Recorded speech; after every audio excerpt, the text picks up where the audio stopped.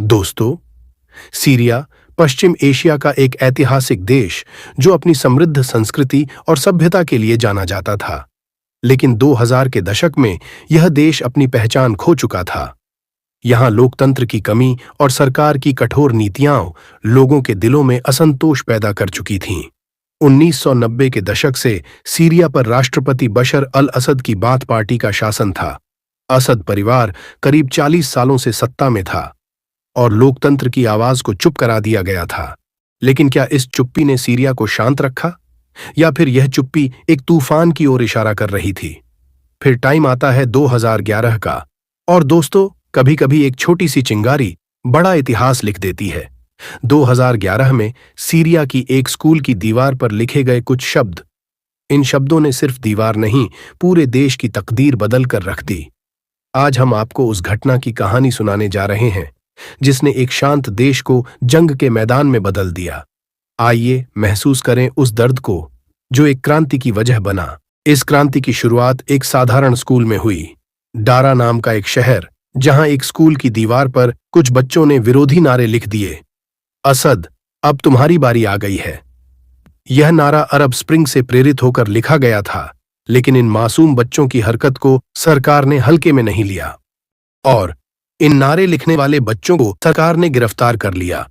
उन्हें कैद में ले जाया गया और कई दिनों तक बेरहमी से प्रताड़ित किया गया, और उन बच्चों का नाखून और करंट लगाकर प्रताड़ित किया गया था। जब उनके परिवार के लोग उन्हें छुड़ाने के लिए गए तो सरकार ने उन्हें धमकाया और अपमानित किया, और अधिकारियों ने कहा कि बच्चे और पैदा कर सकते हो तो उन बच्चों को भूल जाओ। इस बात को सुनकर लोग गुस्सा हो गए और यह घटना पूरे डारा शहर में गुस्से की आग की तरह फैल गई। इसके बाद हजारों लोग सड़कों पर उतर आए, इन बच्चों की रिहाई और अपने अधिकारों की मांग करने लगे। लेकिन सरकार ने प्रदर्शनकारियों के इस शांतिपूर्ण विरोध का जवाब सरकार ने बंदूकों से दिया। सैनिकों ने निहत्थे लोगों पर गोलियां चलाईं और कई लोग मारे गए। इसने जनता के गुस्से को और भड़का दिया। धीरे धीरे यह आंदोलन डारा से निकलकर पूरे सीरिया में फैल गया।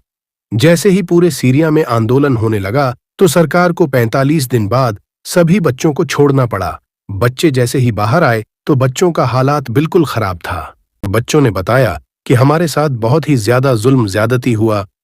यह सब सुनकर लोग पूरी तरीके से गुस्सा हो गए और अब यह प्रदर्शन एक दूसरा रूप ले लिया।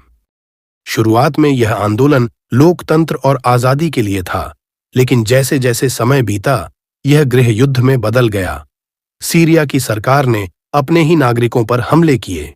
दूसरी तरफ अलग अलग गुट और विद्रोही संगठन सरकार के खिलाफ खड़े हो गए। इसके बाद सीरिया में अंतर्राष्ट्रीय शक्तियों का दखल बढ़ा। अमेरिका, रूस, ईरान और कई देशों ने इसमें भाग लिया। इसने स्थिति को और भी जटिल बना दिया। 2011 के बाद से सीरिया का यह गृह युद्ध अब तक जारी है। लाखों लोग मारे गए, करोड़ों लोग बेघर हो गए।